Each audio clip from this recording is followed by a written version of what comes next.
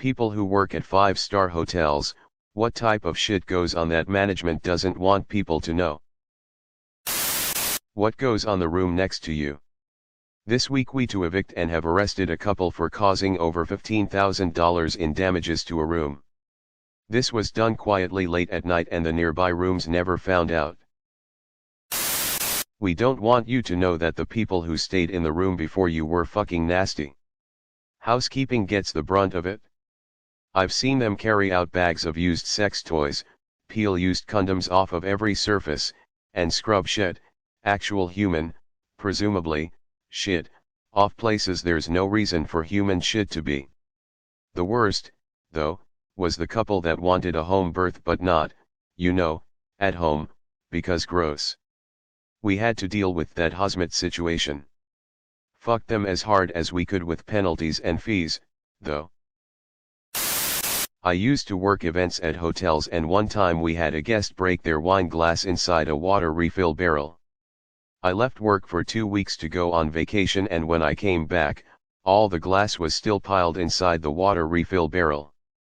People must have been drinking out of it because there were events booked while I was gone. We don't bat an eye at prostitution or whatever goes on in the rooms as long as it doesn't affect other guests. Half the women that come to the bar are working girls looking for a sale. The only thing that the hotel industry ever really reports is human trafficking. There are telltale signs and if something doesn't add up we do report it to local authorities. I don't know about all 5 asterisk hotels but I'm sure this happens at most of them. Front desk/reservation staff will basically stalk you online if you're a notable VIP and your picture will be shared internally to ensure everyone recognizes you so you feel special when you arrive and everyone already knows who you are. Lots of prostitution and all the drama/legal trouble that goes along with it. Corporate functions like conventions, parties, etc. where there's an open bar almost always leads to something fucked up happening. One hotel I worked at hosted a Christmas party for an investment firm and 2 guys started jockeying for the affections of a female co-worker. They all wound up on an elevator together and the guys started fighting, the elevator went into safety lockdown, we had to call the PD and the FD. One guy went in a squad car, one guy went in an ambulance, we had to give the woman some clothes from Lost and Found because her dress was covered in blood and the elevator was out of service for 6 hours to clean it up. There's always a ton of back-of-house drama, too. Especially among the execs and the junior managers. Affairs, backstabbing, a little light fraud. You know, the usual. That those balls of butter come pre-made, frozen in a plastic tub. I was a valet in college at a very swanky resort. The members had a certain sticker on their car and the owners/partners have a black sticker, which I had no clue, but knew they belonged. When a guy pulled up in a very nice Benz I said, "Welcome back," not knowing his name. He was so pissed that I didn't know who he was an ass to me but I couldn't care less. Moments later another younger guy pulled up to valet and asked me what the guy said to me. I hesitantly said he was mad I had no idea who he was.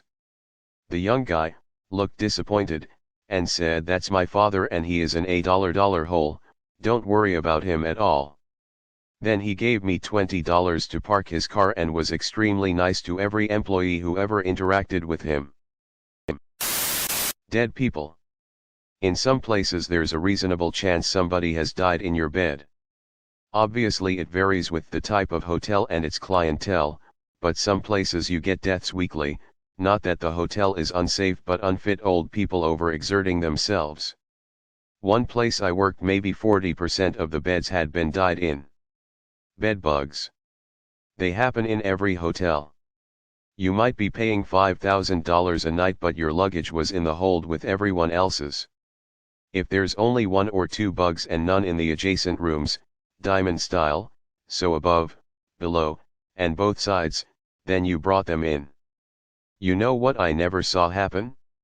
Maid stealing. Everyone always points at the maids when they lose stuff but we always found it. No way the maids are risking their jobs over your used iPad or mall jewelry. With tips they make pretty decent money. Bedbugs. Every single hotel from run-down motels to 5-star resorts has dealt with bedbugs. As part of our training as bellmen, we are to ask open-ended questions to the children to make sure they aren't being used for sex trafficking when bringing in luggage to dad and daughter types. My dad works in security in the same hotel, so he often gives me a heads up if the guest with the child is already under suspicion regarding their behavior at the front desk for check-in. It rarely happens, but hotels are the breeding grounds for sex traffickers. I don't work in one anymore, but used to. This isn't really shenanigans, but the staff is not nearly so impressed by famous or rich people as some of them seem to think we should be.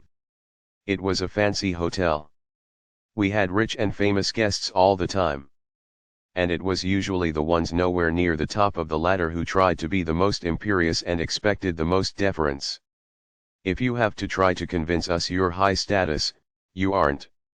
We'd provide polite, professional service for all our guests and try to be helpful and accommodating, but being a C-list actor or whatever isn't going to get you a table in a full restaurant or an upgrade to the already occupied fancier suites. And if there's a severe blizzard and the airport is closed, we can't open it for you because you're too special to have to wait to fly out. Even if you're a very important businessman. Coke. Lots of Coke. Never trust glass in rooms. GRA are so stretched thin on time that they will clean the glasses with the same rags they clean the bathroom. After all, their goal is to make the room look clean. I worked as a GRA in a 5-diamond for years, and there was over a year period that went by where we didn't get a clean glass delivery. We didn't have dishwashers in the room, so management was complicit. This was in a 5-diamond, one of the top resorts in the world. Never trust glass in hotel rooms. I wrote travel guides to places in the Middle East, Dubai, Qatar, Bahrain, Oman, etc., and have stayed in lots of 5-star hotels around the world for work. The whole 5-star system is murky from the start. The manager at a top-class London hotel told me that the hotel grading system in general is utter nonsense. The problem, he said, is that the list of criteria to reach each of the star ratings is little more than a tick sheet, albeit with around 500 factors to consider. For example, one criterion for being considered 5-star is fresh flowers being present in guest rooms, but there's a huge difference between a big ornate display of orchids and a bunch of daffodils. The presence of either would technically tick the box, and in theory you could fulfill all the required 5-star criteria yet be hugely inferior to the hotel next door that offers all the same things but at a much higher quality and standard. The Forbes travel guide gave just 6 London hotels a 5-star rating, including the one my insider works at, but that means that fantastic hotels like the Ritz, the Langham, the Berkeley, and Mandarin Oriental Hyde Park are only 4-star. Are they really 20% inferior to the 5-star rated Al Bustan Rotana in Garhoud in Dubai, which is basically a business hotel near the airport? It's also difficult to maintain a consistent roll call of criteria, as modern demands change. For example, Wi-Fi in the room is a relatively recent expectation, and what we expect as standard has changed over the years, so what constitutes luxury now has altered accordingly. When Savoy Hotel in London opened 1889, it was boasting about features such as electric lifts, speaking tubes to link each floor, and fully plumbed bathrooms. Now though, in the era of internet, crowdsourcing is often the most reliable way to judge somewhere. When hundreds of people on sites like TripAdvisor say a place is overpriced and terrible, then it doesn't matter what the official book says. And if a 1-star hotel gets nothing but praise from 90% of the people commenting, there's your consensus of rating right there. Worked at the high-end restaurant at a ski resort that hosts a famous film festival. Lots of sex in the walk-in coolers, but never the people you'd want to walk in on. Didn't work at one, but delivered newspapers to one. The prostitution thing was something the desk saw a lot. The best one was when the gentleman got robbed by 2 young ladies and immediately demanded the front desk call the cops. When the desk asked if he wanted to call the cops and tell them he hired 2 hookers, illegal, he suddenly just grunted and marched up to his room. I worked at a Ritz-Carlton a few years back. It's literally the same as anywhere else. The hotel staff is amazing at their job, but on their personal time they're just as fucked as everyone else. The kitchen staff had a few folks with drug issues and had to be sent home a couple times because of it. In my time there I saw 2 waiters get fired due to embezzlement. The turnover rate for management was very high because they didn't pay enough for the area. The staff parties were wild to say the least. We weren't allowed to greet celebrities by name since they wanted to be anonymous, so we would use their alias that day. Some were greeted by prostitutes or escorts who were always super nice to everyone. A regular would rent out a room for a day, once a month, and make 30–40K that day from clients. Celebrities, business guys, you name it. Crazy. I am a subcontractor that works in the IT business, and the W Hotel in Miami Beach has seen some shit. One day I come into work and there is a big scramble at the upper floors, that is where the penthouse are. Seems this kinda known millionaire had a little too much coke and God knows what else and was destroying the room. He was actually throwing furniture out the balcony, ripped everything out of the fridge, might have even thrown a mattress out the balcony. It was a big deal at the time, but they keep it hush with no police involved. A guy that's paying 9K 13K a night is not going to be arrested. When the team finally got into the room, there was cocaine all over the tables, bottles everywhere, and a couple of high-class call girls that were in true fear. Next day they booked the same room to Jennifer Lopez. The sheer audacity of the secret Uno tournaments that go down in the basement. Worked in 5-star hotels in Beverly Hills. Boy do I have stories. Sheik picks up a hooker in the bar, takes her to his room. She roofies him and steals tens of thousands of dollars of cash, watches and valuables. Husbands who will say hello to staff with their mistress on their arm on Thursday night and their wife on Friday night. Famous teen celebrity left a room full of needles and various drug paraphernalia behind for housekeeping to clean up. Middle Eastern royalty ships in multiple Ferraris and Lamborghinis to the hotel from their home country to drive for the week, caught drag racing later that night by the cops in the neighborhoods of Beverly Hills. Largest checkout bill I've ever seen was roughly $2 million for guest who rented out an entire floor of suites for 3 weeks, promptly paid via wire transfer. Had to procure $100,000 cash for a guest whose wife wanted to shop on Rodeo Drive the next morning. The local bank doesn't even have that much. Had to get an armored car from the Central LA Bank branch to deliver. The list goes on. I worked in a major Vegas hotel as the senior hotel manager. I've seen it all. A few things you wouldn't know. Every hotel has bed bugs at some point. It's not the hotel's fault, we noticed international travelers tend to bring them. Probably because they're staying at multiple hotels per trip. You can even get them from the airplane. To check for bed bugs, just inspect each layer of the sheets, under the pillows and mattress. They look like tiny roaches. If you see blood spots on the sheets the next morning, that's usually a sign you have been bitten, but the bites can sometimes take a few days to show or get noticed. Checking in late at night sometimes means free upgrades or discounted upgrade rates. We would try to sell every last suite at night for almost 80% off. We just wanted something, so they don't go unoccupied. Sometime if we were oversold on rooms, the late arrivals, midnight, would get a free suite upgrade because we had no choice. Of course this could also backfire if the hotel is sold out. You may get downgraded for being a late arrival. When you complain, the nicest, more understanding guest gets the better compensation, the rude guest gets bare minimum.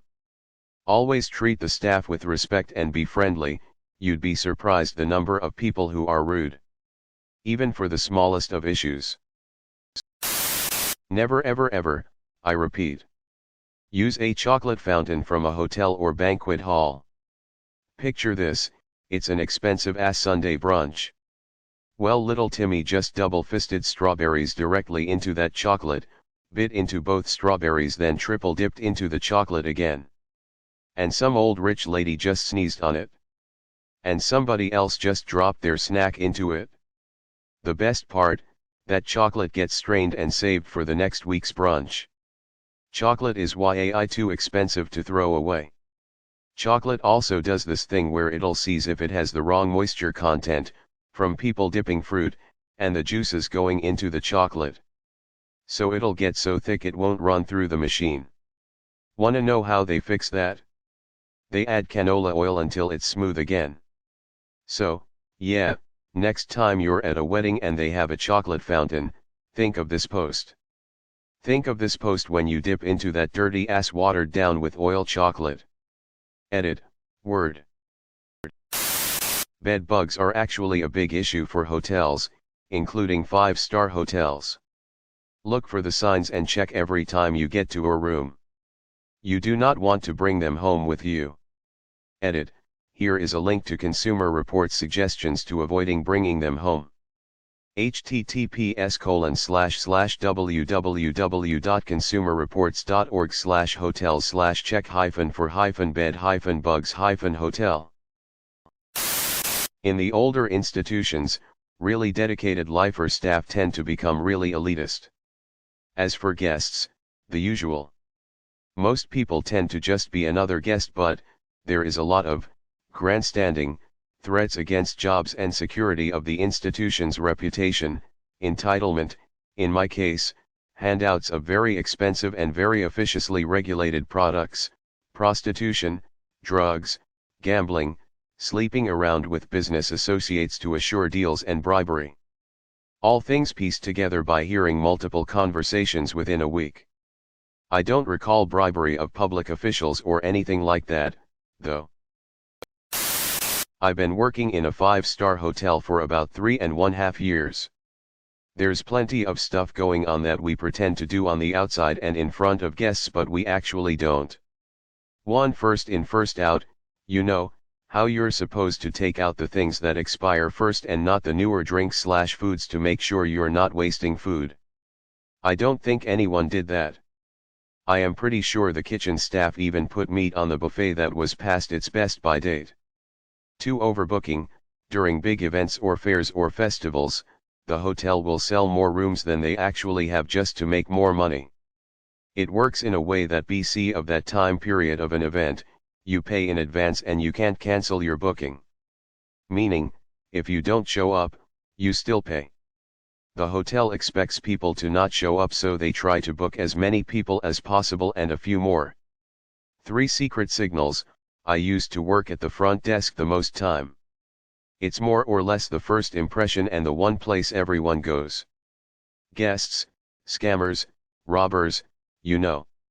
If we were threatened or received a call of someone threatening us or the hotel, for example, saying they placed a bomb inside the hotel, we had to subtly let our co-workers know. The signal for help at the front desk was dropping a stapler. For F&B, when harassed by a guest and in need of help, the go-to was dropping something, like a glass, and making noise like loudly apologizing. Draw attention from other guests and employees so the guests will stop.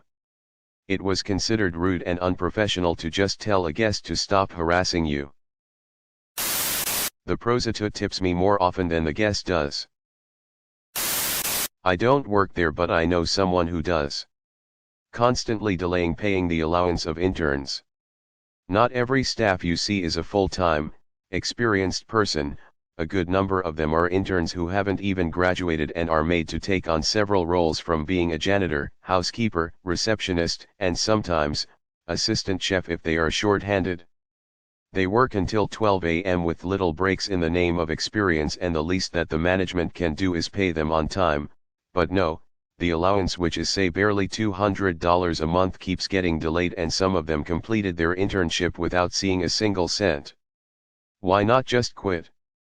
Because if they do, they won't be able to graduate, and it is arranged by their university/college, and they can't just quit or switch to another hotel. At a certain Beverly Hills hotel, where I valeted for a short amount of time, many stars' cars are just left there. They come and get them whenever. There was also a code name for Justin Bieber who visited often, I can't remember it. He picked it himself. His G-Wagon and a Bentley were just kept down there free of charge. Usher also left his bike there a few years back and has just never collected it. This thread makes me want to invest in an RV. The scale. Management wants things to be automatic for you. A person there when you need them and every item you could need, before you need it. But the scale of that is purposefully hidden. For example, you see your housekeeper. You might see that there are 5 other housekeepers on that floor, a houseman per floor and a special request delivery person, if you look closely. You don't see the 4 to 6 desk workers manning the radios so that we know when to enter certain rooms, who wants special pillows, how we manage the 3 rooms that all want service at 1 p.m. or replacing rooms that asked for no service. You don't see the 6 supervisors spot checking checkout rooms for cleanliness. Nor do you see the laundry teams, plural. Sheets and guest laundry are separate, and guest is split into dry cleaning and non-dry clean. You might see the public parlor attendants, but you probably won't see the team cleaning the pool or deep cleaning the gym sauna. At 7:30 a.m. every morning, the service area just explodes with activity, like you kick 2 ant nests at once. 60 housekeepers on a single shift? Guess it's a slow day. And that's just housekeeping. We have 3 industrial scale kitchens for various purposes. 4 if you count pastries. Security teams. Contact companies for large events. Teams of engineers in every specialty. I don't even know where the IT office is, but we do have one. I'm one of the more knowledgeable on where to find items for special requests and I still find new storage rooms every other week. We found a 1930s printing press nobody knew we had.